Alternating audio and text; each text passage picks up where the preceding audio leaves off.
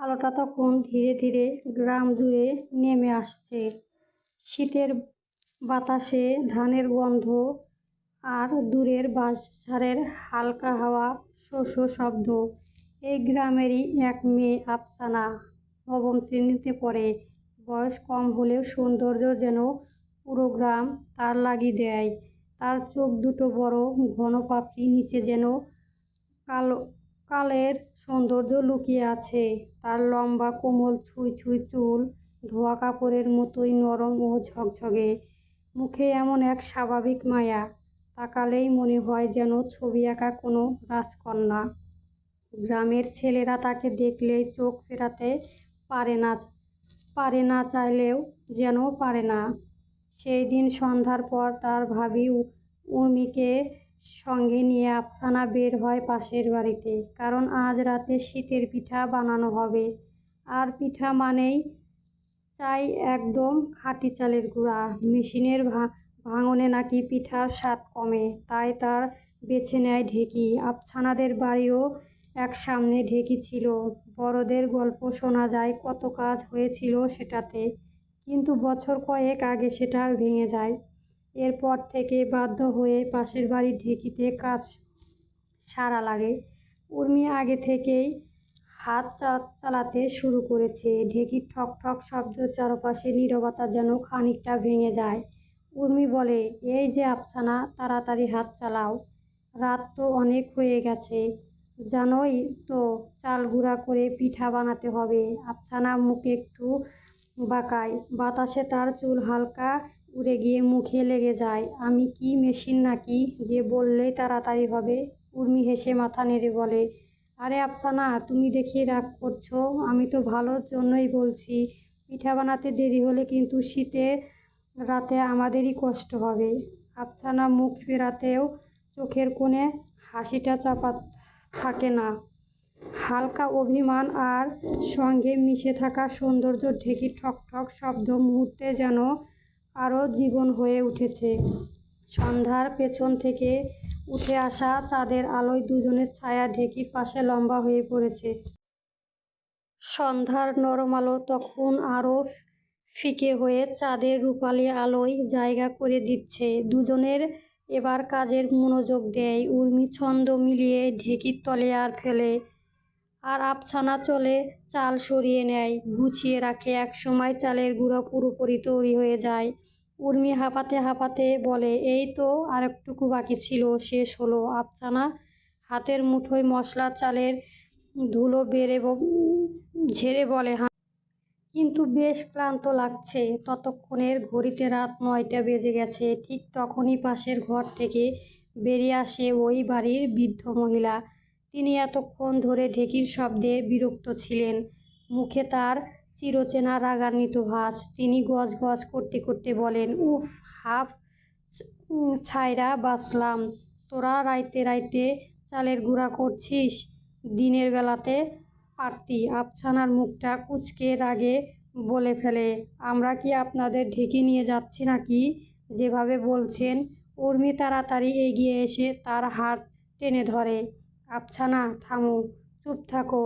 তার সাথে কথা না বাড়ানোই ভালো। তার কথা ভেতরে বোঝা যায় সে পরিস্থিতি আরও খারাপ করতে চায়। বৃদ্ধ রেগে ভিতরে চলে যান। উর্মি আর আফসানা ঢেঁকির পাশে পড়ে থাকা খুপরি, হাঁড়ি, কলস সব সুন্দরভাবে গুছিয়ে নেয়। চালের গুঁড়াগুলো আটসাট বস্তায় বেঁধে নেয় উর্মি। আফসানা ঠান্ডা বাতাস থেকে বাঁচতে নিজের শালটা শক্তভাবে শরীরে জড়িয়ে নেয়। তারপর তারা দুজন বাড়ির উদ্দেশ্যে হাঁটা শুরু করে। 2-3টা বাড়ির পার হলেই তাদের বাড়ি। কিন্তু আজকে ঠান্ডা যেন অন্যরকম শীতল। উর্মির সামনে হাঁটছে, হাতে চালের গুঁড়ার বস্তা, পেছনে আফসানা হাঁটছে, কাঁধ সামান্য ভাঁজ করে। শরীরে বাতাস তার লম্বা চুলকে উঠতে থাকে। হাওয়াটা এত ঠান্ডা যেন শ্বাস নিলে মনে হয় বরফ ঢুকছে ফুসফুসে। আফসানা কাঁপতে কাঁপতে বলে, ভাবি, খুব ঠান্ডা লাগছে। তার হাঁটার সাথে সাথে চাঁদের আলোয় দুজনের ছায়া লম্বা হয়ে পথ জুড়ে পড়ে থাকে। উর্মি আর আফসানা ধীরে এগোতেই থাকে।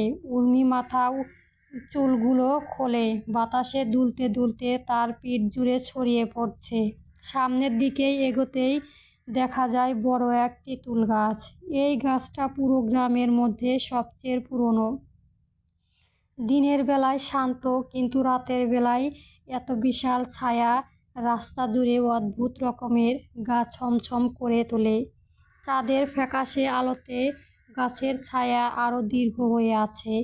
উর্মি স্বাভাবিকভাবে সোজা সামনে এগিয়ে যায়। তার মনে শুধু ভাবনা, যত তাড়াতাড়ি বাড়ি পৌঁছানো যায় তত ভালো। ঠান্ডা বাতাসে শরীর জমে আসছে, আর চালের গুঁড়ার বস্তা বেশ ভারী। কিন্তু ঠিক তখনই পিছন থেকে শব্দ আসে, টুপ টুপ, মাটিতে কিছু পড়ার শব্দ। আবছা থেমে যায়। চাঁদের আলো ফুঁড়ে দেখে তেঁতুল গাছের নিচে পাকা পাকা তেঁতুল ছড়িয়ে আছে চারপাশে। এমন পাকা তেঁতুল সুগন্ধ যেন বাতাস ভেদ করে নাকে এসে লেগে যায়। আফসানা চোখ জ্বলে ওঠে। আরে, এত পাকা তেঁতুল! সে নিজেকে থামাতে পারে না। ধীরে ধীরে নুয়ে পড়ে, একে একে তেঁতুলগুলো কুড়াতে শুরু করে। তার তার শীত ভুলে যাওয়া, বাড়ির তারা ভুলে যাওয়া, এ যেন নিজেরই এক ছোট আনন্দে ডুবে থাকা। কিন্তু আফসানা জানে না সে তেঁতুল কুড়াতে গিয়ে কত বড় ভুল করছে। সেই দিন তাকানোর ফুরসত তাই নেই। এদিকে উর্মি হাঁটতে হাঁটতে প্রায় বাড়ি গেটের সামনে এসে যায়। সে হঠাৎ থেমে পেছনে তাকায়। আফসানা নেই। মাত্র কিছুক্ষণ আগেও ছিল ঠিক পেছনে। উর্মির বুকের ভেতরটা ধুপ করে ওঠে। ওইদিকে আফসানা তখনও তেঁতুল তুলছে। একটা, দুইটা, তিনটা। ঠিক তখনই সে একটি অদ্ভুত জিনিস খেয়াল করে। তার সামনে থাকা তেঁতুলগুলোর ওপরে এক অদ্ভুত লম্বা ছায়া পড়ে আছে। ছায়াটা তেঁতুল গাছের নয়, আরো অদ্ভুত বিষয়, ছায়াটা নড়ছে হালকা করে, বাতাসের সাথে নয়, যেন নিজের মতো করে। কিন্তু আফসানা সব কিছুই লক্ষ্য করে না, কারণ তেঁতুল তুলতেই তার মন। সে নির্বিকার ভঙ্গিতে সে ছায়ার ওপর পা রেখে এগিয়ে যায় এবং সেখান থেকে শেষ তেঁতুলটি কুড়িয়ে নেয়। ঠিক সেই মুহূর্তে বাতাস হঠাৎ থেমে যায়। তারপর এক ঝাপটা ঠান্ডা হাওয়া এসে হুইস করে বয়ে যায়। আফসানা লম্বা চুল আসমাকাল উঠে যায়, পিছন ছড়িয়ে পড়ে এত জোরে যেন মনে হয় কেউ যেন চুল ধরে টান দিল। আফসানা কিছুই বোঝে না। তেঁতুলের গন্ধ, শীতের ঝাপটা আর নিজের আনন্দেই ডুবে থেকে সে সোজা বাড়ির দিকে হাঁটা শুরু করে। কিন্তু পেছনে তেঁতুল গাছের ছায়াটা যেন আস্তে আস্তে লম্বা হয়ে তার দিকেই বাড়াতে থাকে। রাতের শীতল বাতাসে আবার শো শো শব্দ বাজে, যেন কেউ তার নাম ধরে ডাকছে ধীরে, খুব ধীরে। আফসানা আর সে টেরই পায় না তার পেছনে কিছু নাড়ছে। আফসানা বাড়ির দিকে হাঁটছিল ঠিকই, কিন্তু পেছন থেকে শোনার সেই অদ্ভুত শো শো ডাক তাকে ভিতর পর্যন্ত শীতল করে দিয়েছে। এক মুহূর্তে তার মনে হলো এখনই এখান থেকে চলে যাওয়া দরকার। হঠাৎ সে দৌড়াতে শুরু করে। চালের গুঁড়ো নয়, তেঁতুল নয়, কিছুই আর মনে নেই। তার কেবল মনে হলো ভাবি কোথায়। হাঁপাতে হাঁপাতে সে উর্মির কাছে গিয়ে পৌঁছায়। উর্মি চমকে তাকায়। আরে, কি ব্যাপার? তুমি এখানে দাঁড়িয়েছিলে কেন? আমি তো ভয় পেয়ে গিয়েছিলাম। আফসানা তাড়াহুড়া করে শ্বাস নিতে নিতে বলে, ভাবি, গাছতলায় পাকা তেঁতুল পড়েছিল, এই যে দেখেন। সে হাত তুলে দেখায়, তার মুঠো ভর্তি তেঁতুল। চাঁদের আলোয় তেঁতুলগুলো যেন আরো লোভনীয় দেখাচ্ছে। উর্মির চোখও চকচক করে ওঠে। সে অট্টহাসি চোখে রেখে বলে, ওহো, পাকা তেঁতুল। তারপর লোভ সামলাতে না পেরে বলে, আমাকেও দুইটা দাও তো। অবশ্যই। উর্মি পাকা তেঁতুল লোভ সামলাতে পারে না। দুইজনই হেসে নিল, যেন এক মুহূর্তে সব ভয় কেটে গেছে। তারপর তারা বাড়ির গেটে পেরিয়ে ছায়া ঢাকা উঠোনে প্রবেশ করে। ঘরে ঢুকতেই দেখা গেল আফসানার মা রান্নার চুলার সামনে রান্নার কাজে ব্যস্ত। উর্মি হাসি মুখে বলে, মা, আমরা তাহলে পিঠা বানানো আয়োজন করি। মা মাথা নেড়ে বলে, হ্যাঁ, তোমরা বসো, আমি এইটা নামাই। উর্মি চালের গুঁড়া বস্তা নামিয়ে রাখলো। মেঝেতে শুকনো পাটি বিছিয়ে তারা তিনজন গোল হয়ে বসে, এক পাশে আফসানা, মাঝখানে উর্মি, আর অন্য পাশে আফসানার মা চালের গুঁড়া ভাজার প্রস্তুতি নিচ্ছে। উর্মি তখন হাসি মুখে জিজ্ঞেস করে, আম্মা, কোন কোন পিঠা বানাবে আজ? আফসানার মা দেরি না করে জবাব দিল, দুধ চিতই, ভাপা পিঠা। আর সে আরো দুটো পিঠের নাম বলে দিল উত্তেজিত কণ্ঠে। কিন্তু নাম বলা শেষ হতেই আফসানার মুখ কুঁচকে গেল। উফ মা, এতগুলো পিঠা! আজ রাতে এসব বানাতে গেলে তো অনেক সময় লাগবে। উর্মি হেসে উঠে বলল, আরে তুমি চিন্তা করো কেন, আমি তো আছি। আমরা দুজনে মিলেই অনেক দ্রুত করে ফেলবো। তোমাকে শুধু এক কাজ, গরম গরম পিঠা গন্ধে নাক টানতে হবে। আফসানা বলে, ভাবি, মজা করো না। কিন্তু তার মুখে লুকোনো হাসিটা উর্মির চোখে এড়ায় না। রান্নাঘরে উষ্ণ চুলা, শীতের রাত, আর পিঠে বানানোর ব্যস্ততায় ঘরটি যেন আলোয় ভরে উঠল। কিন্তু বাইরে তেঁতুল গাছের নিচে ছায়াটা যেন নড়ে উঠছিল। তা এখনো নড়ছে। পিঠে বানানোর উত্তাপের ঘর যেন আরো উষ্ণ হয়ে উঠছে। চুলায় দুধ ফুটছে, ভাপা পিঠার পাতিল থেকে ধোঁয়া উঠছে, আর চালের গুঁড়া হাতে বেলাতে বেলাতে উর্মি আর আফসানার কাজ করছে ব্যস্তভাবে। কিন্তু ঠিক ওই সময় বাইরের উঠোনে একটি ছায়া চলে আসে। ছায়াটা নীরবে গাছের দিকে থেকে সোজা বাড়ির দরজার দিকে এগোতেই থাকে। তার চলাফেরার শব্দ নেই, পায়ের ছাপ নেই, যেন হাওয়ায় উপরে ভাসতে ভাসতে এগিয়ে আসছে। কিন্তু ঘরের ভেতর কেউ সেটা টের পায় না, কারণ সবাই কাজে ব্যস্ত এবং হাসিতে আরো বেশি মেতে উঠেছে। উর্মি একটা ভাপা পিঠা উঠিয়ে ঠান্ডা হাতে রাখতে রাখতে বলে, জানেন আম্মা, ছোটবেলায় পিঠা বানানোর নাম শুনলেই আমি লাফিয়ে উঠতাম। আফসানার মা হাসলেন। কেন, এত পিঠা খেতে ভালোবাসতে নাকি? উর্মি হেসে বলে, খেতে নয় মা, চুরি করতে ভালো লাগতো।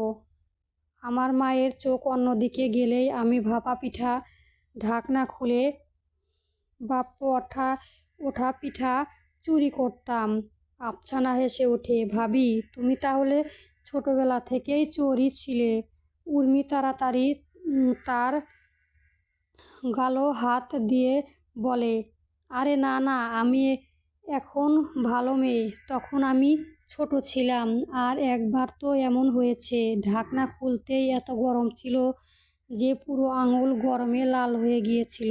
তবু পিঠাটা মুখে পুরো দিয়েছিলাম। আফসানার মা এ কথাগুলো হেসে বলে, হা হা, ঠিক আমার মেজো মেয়ের মতো। ও ছিল খুব দুষ্ট।